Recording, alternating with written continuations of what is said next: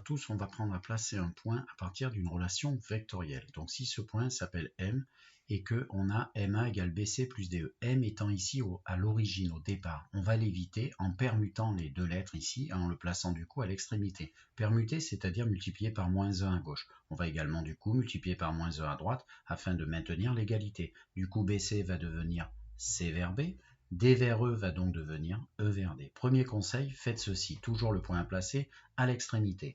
Si au cours de votre relation, vous avez aussi des moins, d'accord? Eh bien ces moins, il faut les transformer. Comment? Eh bien moins 2 fois le déplacement de E vers D, vous pourrez mettre plutôt plus 2 fois de D vers E, d'accord? Sauf contre de l'énoncé, mais c'est plus facile de positionner avec des plus. Une fois que vous avez fait cela, vous allez avoir une relation de ce type, et bien vous faites une phrase en français et vous positionnez votre point de départ en A. Et on imagine, je vais aller de A vers M en effectuant C vers B, le déplacement de C vers B, suivi de, puis 2 fois le déplacement E vers E. C'est parti. Alors j'ai un cube et on doit placer M tel que AM vérifie cette relation. Tous les points qui sont ici sont les points du cube. Il n'y a que des plus et M est à la fin. Et bien c'est parti. Je vais démarrer ma petite phrase partie 3 en A.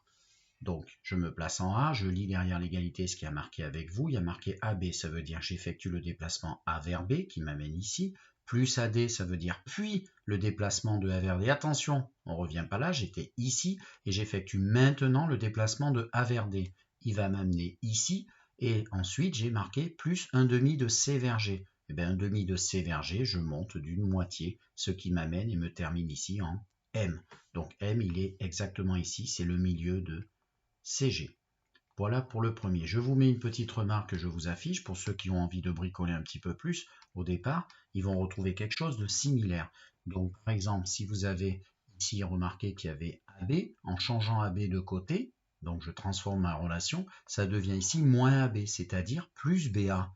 Et plus BA, comme vous le voyez ici, va permettre d'appliquer la relation Chasles. Du coup, la relation devient BM égale à D plus 1/2 de CG. C'est parti, je reprends ceci mais en partant de B. Donc je positionne en B, derrière BM égale AD, donc j'effectue AD à partir de là, puis 1/2 de CG qui m'amène au même endroit. Voilà, donc à vous de voir, mais on peut s'y prendre de plusieurs manières. Deuxième exemple, placez N tel que 2NB égale moins 2AB plus EA. Bon, plein de sources d'erreurs, déjà ce 2, je ne vous l'ai pas donné, mais on va le faire, on va simplifier par 2 partout. Notre relation, on va diviser par 2 tous les deux membres de notre égalité. D'accord? Donc, c'est-à-dire tous les termes de notre égalité. Ensuite, on aura n devant. Eh bien, on va faire le petit conseil numéro 1. On va permuter tout l'ensemble. D'accord? Et après, eh bien, on va bien voir ce que ça nous donne pour voir s'il y a besoin d'en faire un petit peu plus. Donc, je vous affiche ceci. Donc, ça fait, je divise par 2 ici, ça fait n vers b. Moins 2ab divisé par 2, moins ab. Et EA divisé par 2, ben oui, il faut écrire 1/2 de E vers A, sinon ce n'est pas correct. Ensuite, eh bien, j'ai N vers B, je permute, ça fait plutôt B vers N, on préfère N en extrémité. Et là, ça revient multiplié par moins 1 ici.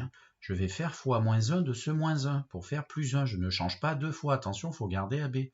Mais 1/2 de EA, là, je veux garder ce plus, donc je vais faire agir le moins 1 sur E vers A, et du coup, il va devenir A vers E.